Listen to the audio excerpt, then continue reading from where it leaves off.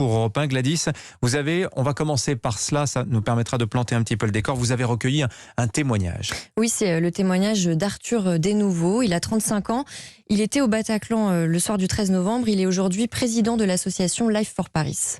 Mon histoire, c'est celle d'un passionné de musique qui va à un concert dans une salle où il va régulièrement voir un groupe qu'il a déjà vu plusieurs fois, dont déjà dans cette salle quelques années auparavant, qui a 4 concerts d'affilée prévus au Bataclan, une fois Eagles of Death Metal et 3 fois Deftones les 3 soirs suivants, avec une météo clémente et qui se dit que c'est un week-end de novembre assez sympa.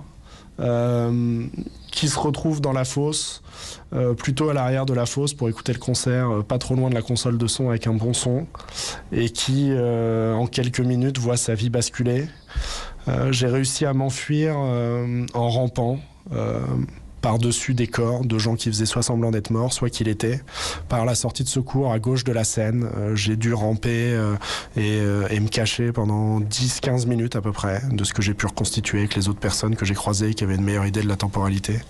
Et en fait, ce qui est complètement fou, c'est que ces 10-15 minutes que j'ai essayé de traiter dans les jours suivants comme j'ai juste été témoin d'un truc et j'en ai pas été victime, ça a eu un impact profond. Et je parle pas de devenir président d'association sur ma manière d'aborder la vie. Ça a demandé plus d'1 an de psychothérapie, de la prise d'anxiolytiques, enfin tout ce genre de choses.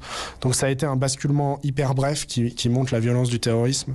Et ça a été pour moi, qui était un amateur de concerts et de musique aussi, un peu comme si on avait percé la bulle dans laquelle je pouvais aller m'isoler quand j'avais envie d'avoir des loisirs un peu différents du reste des gens. Et donc ça a été une irruption soudaine dans ma vie de la violence et de la réalité politique à laquelle on ne peut pas vraiment échapper quand on vit en France actuellement.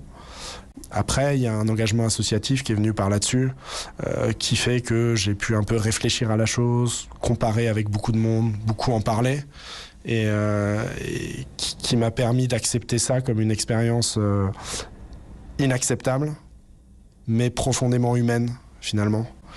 Celle d'un choc et d'un traumatisme dont on peut se remettre en essayant d'avoir une résilience collective. Alors, je sais que le mot résilience est un peu galvaudé, mais je pense que dans le cas du terrorisme, il a encore du sens.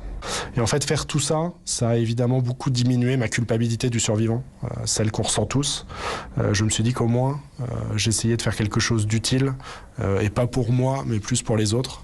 Et ça m'a fait beaucoup de bien. Parce qu'évidemment, ce qu'on oublie un peu facilement, c'est que quand on ressort sans blessure physique du Bataclan, on se dit toujours « j'aurais peut-être pu sauver 2 personnes juste en me prenant une balle dans le bras ». Et en fait, c'est ce que j'aurais dû faire. Et on ne peut pas revenir en arrière. Et donc en faisant ça, finalement, j'essaye de cicatriser cette impossibilité de revenir en arrière. Nous, je pense que ce qu'on recherche surtout, c'est à faire coïncider notre petite histoire avec un petit H, avec la grande histoire, avec un grand H donc, et avec l'histoire que se raconte monsieur et madame tout le monde à propos de ces attentats. Et en fait, il y a une question dans ce procès qui est très importante pour nous de resynchronisation, de dire voilà ce qu'on a vécu, voilà ce que la justice dit ce qu'on a vécu, voilà ce que tous les Français qui s'y sont intéressés peuvent entendre qu'on a vécu. Et à la fin, normalement, on espère que ça va tout réaligner. Un témoignage très fort d'Arthur Desnouveaux, président de l'association de victimes Life for Paris, qui était au Bataclan ce soir.